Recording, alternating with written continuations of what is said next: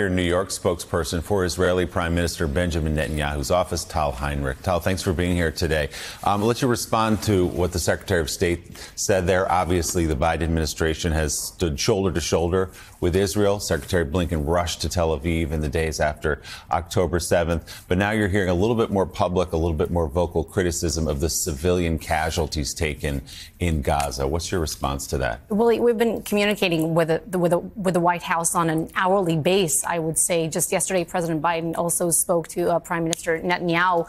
And just like us, by the way, the president is very, very much concerned about the fate and the well-being of the hostages, 137 of them still being held in Gaza. There's a 10-month-old baby, 25-year-old Noah Argamani, whose mother in Israel is dying of cancer. You know, every day that passes by, it's a struggle for this family. And you're our best friends. America is our best friend. We take advice. We follow in the footsteps of the scheme of the international coalition to defeat ISIS. We want to reach a stage in which the terrorists no longer have a hold to a territory.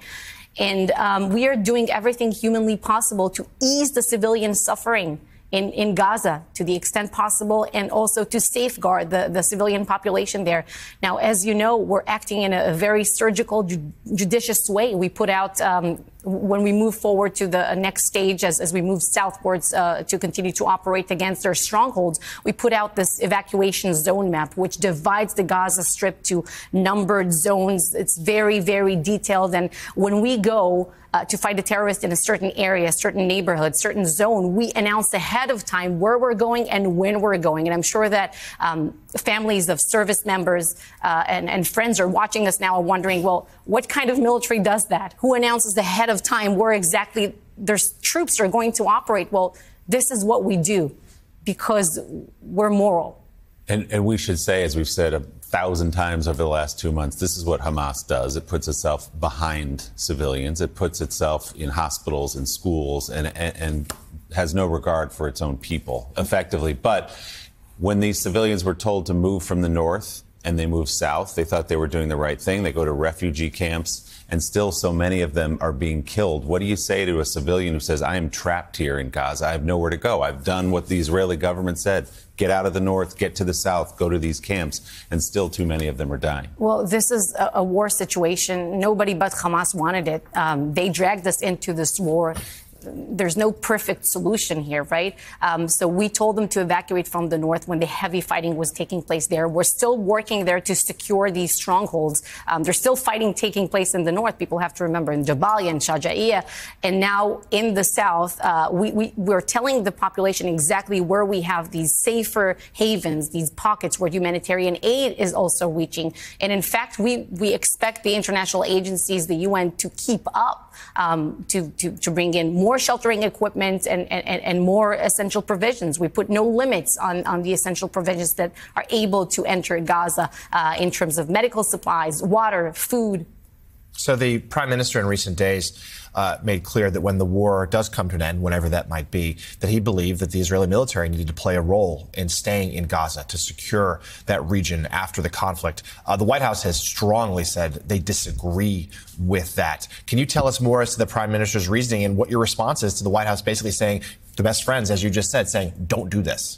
So there's no daylight between Jerusalem and Washington. It's very important to point this out. This subject, in what pertains to the goals of this operation to destroy Hamas, but also we don't want to see a resurgence of terrorism. We don't want Gaza to pose a terrorist threat after we eliminate Hamas. The White House doesn't want it. Israel doesn't want it, obviously.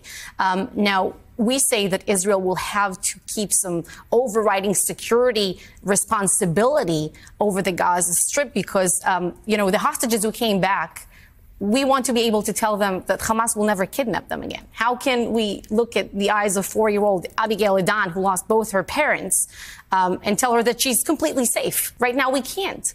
And we don't want to see a resurgence of terrorism. This is why we said that we will have to keep this security presence for a certain period of time. And on the longer term, we want to see Gaza being de-radicalized, the Palestinian society, not only Gaza, because we can no longer live with this situation where our enemies and very large segments of the population believe that the state of Israel is some temporary entity. You know, the story of the Jewish people in our ancestral homeland of some 3,000 years, it doesn't end on October 7th, 2023. It doesn't end today, tomorrow, not ever. And they have to understand that. How often has the Prime Minister met with families of the hostages?